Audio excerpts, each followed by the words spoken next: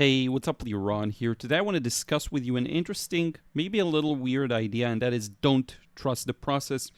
We'll get to it though. I want to describe to you the process we're going to paint. These are some lovely dahlias that Christina sent me. It's been a while since I told her I'm going to paint these, and it finally felt like the right time. So, I'm starting by first, I'm going to run through a lot of the drawing stage, just defining the circles where they're going to be, the overall composition. I plan to keep a square composition, even though my page is more landscape oriented. I just kept it like that, but I'm going to cut off the edges. This gives me some room to work around the dahlias and then cut it off, basically. And then I go one by one and I start adding the petals. Now, the beauty about these petals, it's a pretty repetitive pattern. One of the things you want to pay attention to is where the center is. Usually it's going to be a little above, depending on the angle you're looking at, a little above the center of the rounded shape we did earlier.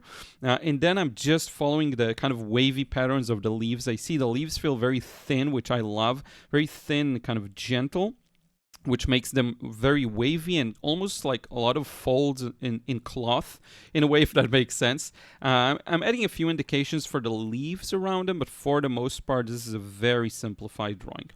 Now, I'm using a bit of a different palette here. This one, thank you so much, Marjorie, for sending me this. So I'm using the brightest pink color I have, which I can check. I just forgot its name. It's called Cherry Red. And this is by Mission Gold, so if you want to get that. But for the most part, it's simple colors. It's reds and yellows. Now, this is the hardest wash in a way. Sometimes the first wash isn't that hard, but this is quite difficult, I think.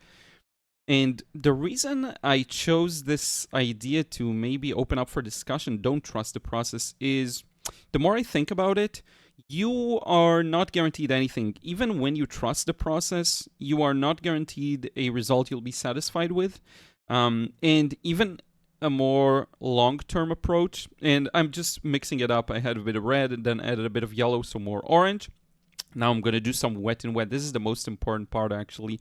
I'm going to, we'll talk about the whole don't trust the process in a second. I just want to show you because this is an important section of the painting where I'm really starting to indicate those deep shadows within. What we're basically doing is we painted a relatively flat wash as a first wash, then we're charging wet and wet for the shadows, and then we'll add the highlights later on using opaque paint for some of the areas I skipped. And we're also going to kill off some highlights that weren't necessary.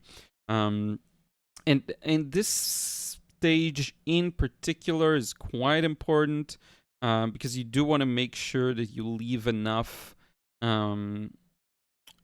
areas that it almost reads like a spherical shape with lots of petals coming out of it. And looking back at it, I should have probably left more areas a little empty or lighter, but that's fine.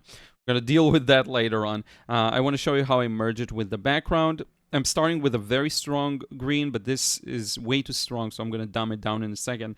To me, it doesn't look good. The reason is it's too much saturation everywhere. The red is very saturated. The background is very saturated.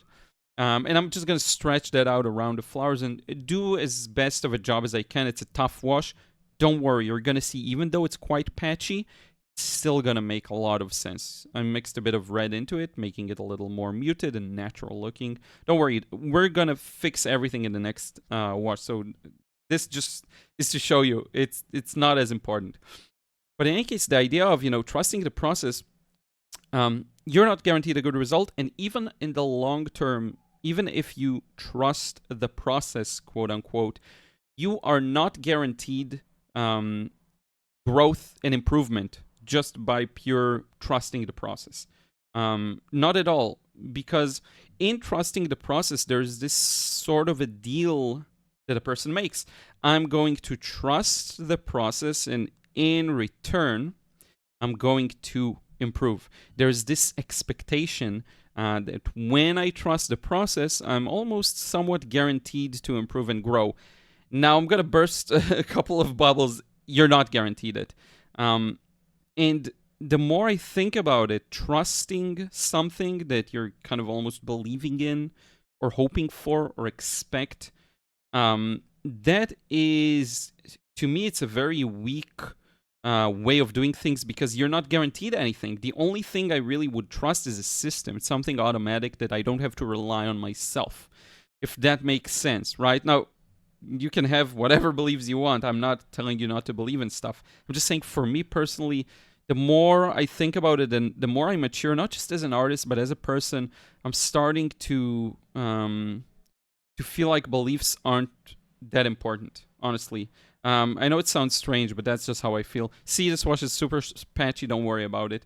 But this is a process that doesn't go like I want it to. Not fully. I mean, I quite like the way it develops, but it's not at all what I was expecting for. So again, no guarantees. I think, again, the only real thing to trust is systems. If you have a system. Now, I don't have a system for painting. But what I do trust, if anything, is the thing I know. And the thing I know is... if I'm able to just focus on making art and be there at the very moment of creation and actually, I guess, know what I want to convey with my paintings, it's more of a knowing rather than belief. That's the thing I put my trust in, if anything. Now, again, I'm going to put a huge disclaimer. By the way, I'm starting with a very wet wash for another wash of the background. I'm starting wet because I need the flow, because it's a complex shape. I'm going to paint negatively around all the flowers and blend some edges. It's a big mess. You want to start real wet there, because otherwise it's going to dry on you like the first wash, right? And I'm okay with the first wash doing that because I know it's still going to dry quite light and it's going to be okay. But yeah, in any case, that's kind of where I'm at with trusting the process. I don't see a lot of value in trusting it. I'll tell you one more thing, maybe a different way of looking at it. Ever since I started, maybe I mentioned that I did trust the process, but looking back, it wasn't trusting the process. It was this ferocious interest in discovering what I can do with watercolor. That was the driving force, whereas trusting the process feels for me like way too much permission to just let things kind of slide and not necessarily even try and explore. So I don't know, that's kind of a mix of ideas. Do with it as you will. Again, huge disclaimer, I don't think, this is not a judgment call, I don't think you should or should not believe in anything or trust anything. It's not really about that. It's more about if that resonates with you, the idea of by trusting it, I almost am delegating it to something that's outside of my control, and I'd rather not do that if I'm really looking for growth. If that gels with you, then that's great. If it doesn't, that is perfectly fine. Now, one thing that I really like about this process and that I'm quite happy with is the edges. I did manage to maintain a lot of smooth edges if you look at the Dahlia on the right, and I did consider even completely refilming this thing and just focusing on one flower because it's so darn difficult. But I decided to keep it that way because there were some very interesting spots to this process that I'm going to show you. By no means I would call this painting like a success or like a good painting where I got what I wanted, but it was an interesting learning experience that definitely brings me forward, and I may do another version of this one. Now, one thing that really dawned on me is I went way too pink, not enough orange, so I'm just going back over some of the highlights and the mid values and just pushing them a little towards the yellow. That's something you can always do. Watercolor is transparent. You can glaze and push a color, not just a value, but also a color in the direction you want.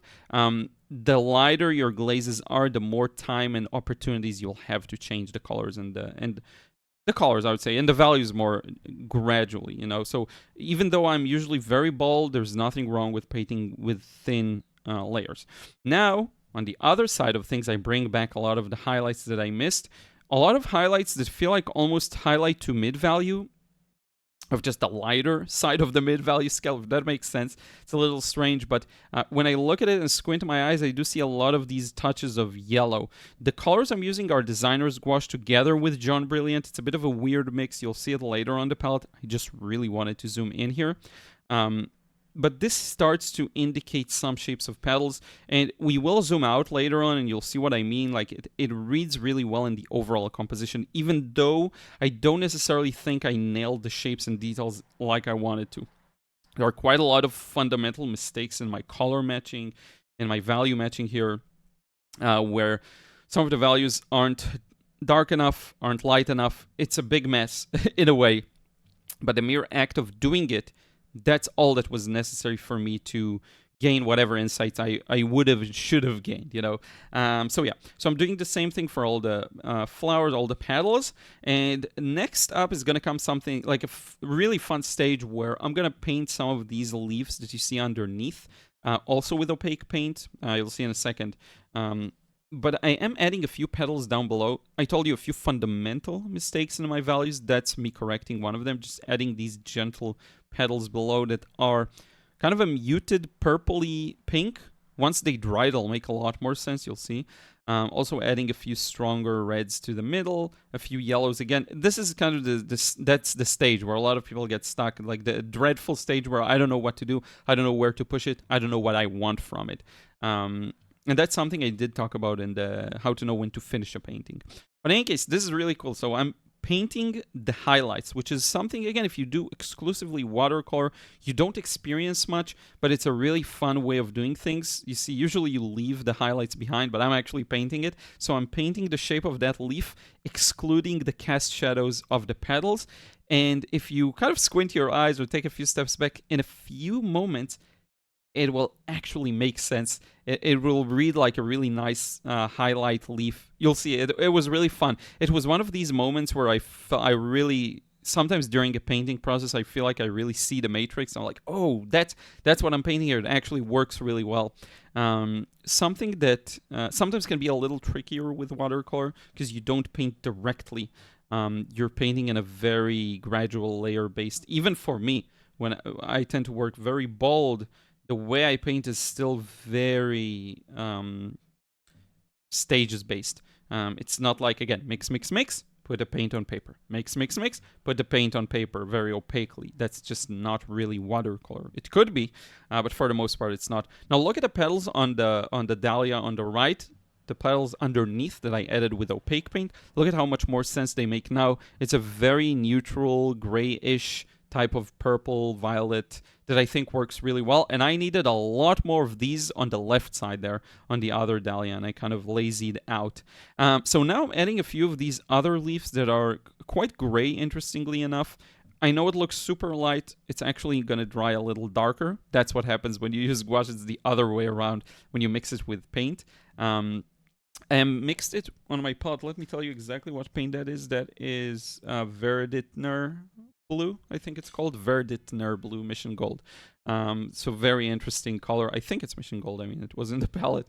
Now, this is an interesting part. I feel like there's this large cluster of shadows on the lower left side that I had to bring back, and I will show you in a second a before and after.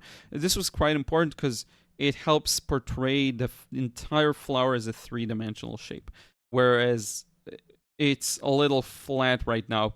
It's very easy to fall into the illusion of highlights, shadows, whereas you're missing that in between that really shows the structure. And you can see on the right side, see how it got dark? It's closer, a more closed off cluster. You can rewind if you want to see it in detail. And I'm going to cut out the edges and sign this. This is the final result. I quite like it. And if I zoom in, I do need to correct the colors. They're not as accurate, but look at this zoomed out version. I think it looks quite cool. The composition of the flowers themselves look good. Together with the background is debatable. There's a lot to improve. And of course, I could take my time and add more washes and add more improvements, but I chose to kind of just stop at this stage. But in any case, yeah, this was a really, really interesting process. Learned a lot and may do just another one directly, in the next couple of days, just to see what immediate insights I can get from that. But in any case, I do want to thank you so much for watching. Don't forget to check out the frustration-free watercolor course. I will put a link in the description box below if you want to be able to just let go, enjoy the painting process, and get the result you want. Sometimes just being so stifled and lacking in freedom is a huge obstacle. And I think this course is a way to help shed more light on that and help you discover how to unlock that freedom for yourself. And also, I do want to thank everyone who supports me over on Patreon. If you want to receive credits at the end of the videos like this one here, be sure to check it out. Link once again in the description box. And thank you so much, because you're a huge part of what I'm doing here and all the free videos and tutorials that I provide. We'll see you again in the next vid. Until next time, take care.